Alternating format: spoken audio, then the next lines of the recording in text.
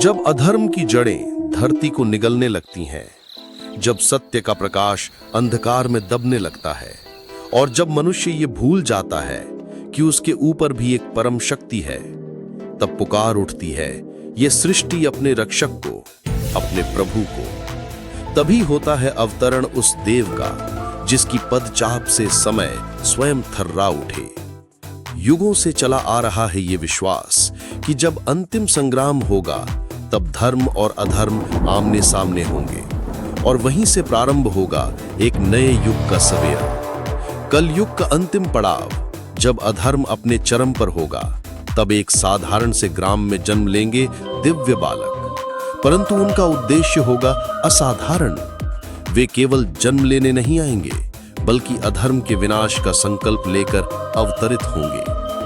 समय बीतेगा और जब भगवान कल्कि होंगे 16 वर्ष के, तब उनके सम्मुख प्रकट होंगे परशुराम, भगवान विष्णु के छठे अवतार, अमर चिरंजीवी जिन्होंने शस्त्र और शास्त्र दोनों की गहराई को जाना।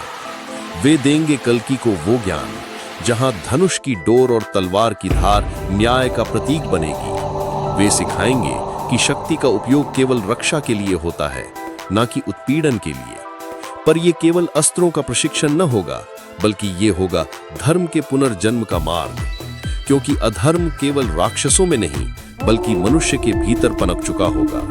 लोभ, वासना, अहंकार और छल, यही होंगे उसके हथियार, यही होगा उसका रूप, और इसी स्वरूप को कहा जाएगा कली। लेकिन भगवान कल्कि अकेले नहीं होंगे, उनके साथ खड़े होंगे सप्त चिरंजीवी, अश्वत्थामा शापित परंतु अमर योद्धा, राजा बलि दैत्य होते हुए भी दान का दीप, विभीषण लंका में धर्म का प्रतीक, हनुमान भक्ति और शक्ति का संगम, कृपाचार्य ज्ञान और नीति का स्रोत, परशुराम दिव्य शस्त्रों के गुरु, और महर्षि वेदव्यास वेदों के संकलक और सत्य के प्रवक्ता। ये सप्त चिरंजीवी बनेंगे धर्म के प्रहरी।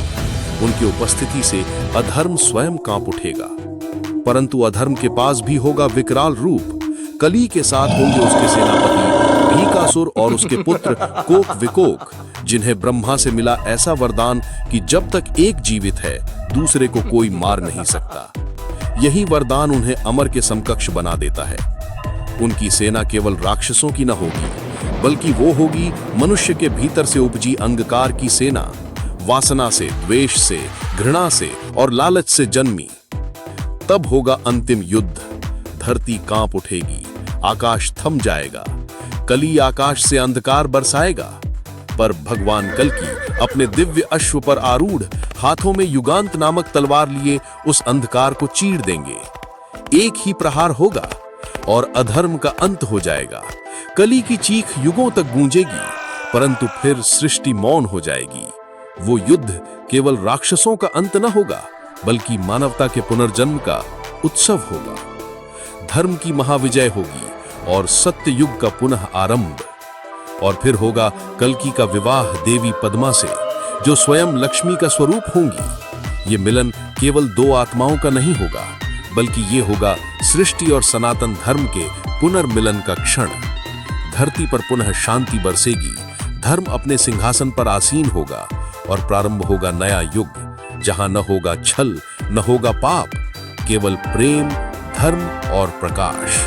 स्मरण रहे, जब अधर्म अपनी सीमा लांघता है, तब ईश्वर स्वयं अवतरित होते हैं। और यही है कल की अवतार की गाथा, कल युग का अंत और सत्य युग का आरंभ। जय श्री हरि।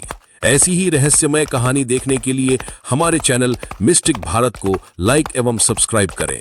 धन्यवाद।